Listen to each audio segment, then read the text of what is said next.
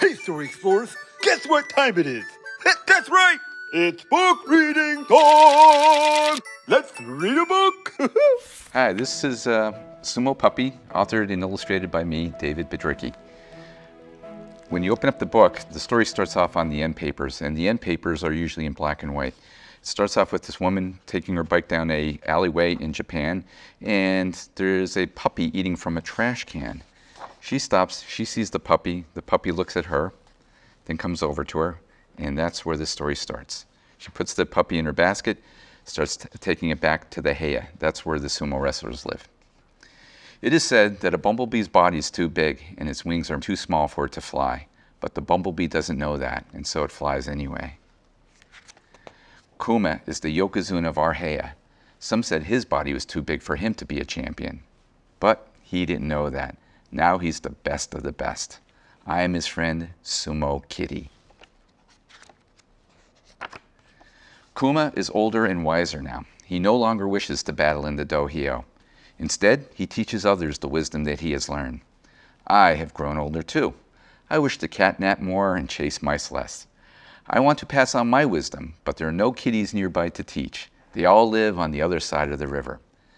Everything changed the day Okuma-san brought home a puppy.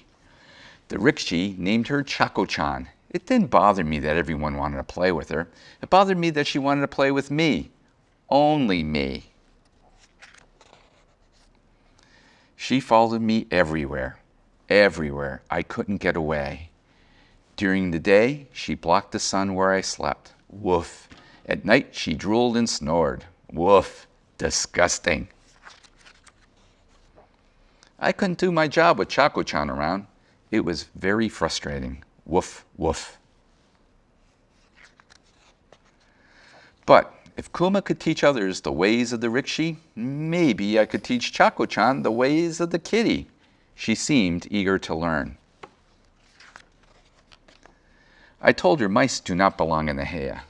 They scare the wrestlers, eat their food, cause fires, and poop all over. To catch a mouse, you must first learn to act like a kitty. First of all, kitties do not fetch. They are happy to see no one. They do not eat everything, and they do not bring home underwear. Woof. To hunt like a kitty, be alert. Spot your prey. Slowly climb into position. Get ready to pounce. Do not pass gas. Chako-chan just didn't seem to get it. The only thing she was good at was barking. She barked at everything, even herself. One night, it got so annoying the rickshi put her outside. I went out and I sat with her. I told her I had a hard time in the beginning too. The mice laughed at me. I lost my job, but I didn't give up. I had to find my place. Chako-chan didn't want to give up either. The next night, she quietly stood guard over the Heya. When she heard something scamper across the floor, she went after it with all of her might. Woof, woof. Even though she captured the mouse, no one was pleased. Okuma-san decided the Heya was no place for a puppy, and she took her away. I thought it was the last I'd seen of Chako-chan. But Chako-chan had other plans.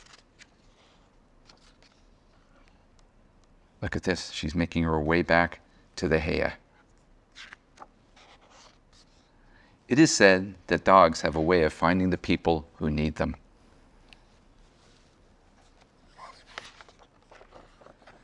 Early one morning, Chako-chan returned to find us in danger. Woof, woof. She came to our rescue.